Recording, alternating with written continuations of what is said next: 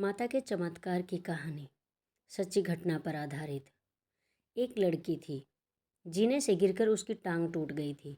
कई सालों से इलाज चल रहा था, टांग सही नहीं हो रही थी। उससे किसी ने कहा, माता रानी का व्रत रखो। नवरात्रों का उसने मन में सोचा कि मैं माता रानी का व्रत रखूँगी, और वह रखने लग गई। कई साल व्रत रखते रखते उसकी टांगें ठीक नहीं हुई। वह एकदम उदास हो गई, श्रद्धा उसकी टूटने लगी। यह सब ढोंग है, किसी पूजा पाठ में कोई शक्ति नहीं होती। अब मैं व्रत नहीं रखूंगी। वह सोकर उठी, चारपाई से नीचे गिर गई और बहुत जोर का दर्द हुआ। उसकी टांगों में दर्द उठा। उसने सोचा कि लगता है माता रानी मुझसे नाराज हो गई, इसलिए वह मेरी टांग और तोड़ देना चाहती है। उसके बाद ऐसा जादू हुआ कि उसके घर वाले भी हैरान हो गए। वह धीरे धीरे अपने पैरों पर चलने लगी।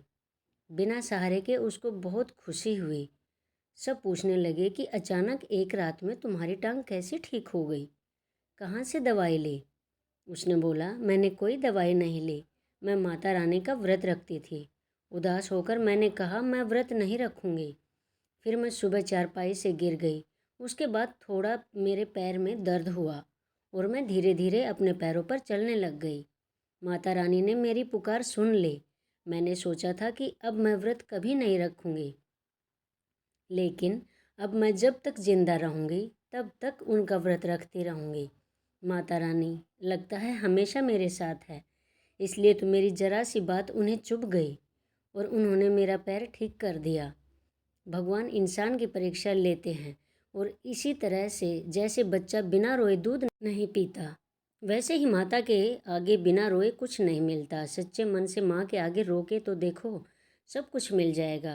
कई महिला और लड़कियाँ उस लड़की से पूछती थी कि तुम व्रत कैसे रखती हो। फिर वो लड़की बोली, व्रत नहीं होता तो आप कैसे भी रखो, लेकिन अगर सच्चे मन से व्रत रखना चाहते हो तो पूरे दिन सिर्फ माता रानी का नाम ही ध्यान करो। कोई मन में छल कपट मत करो, सच्चे मन से उनकी पूजा करो।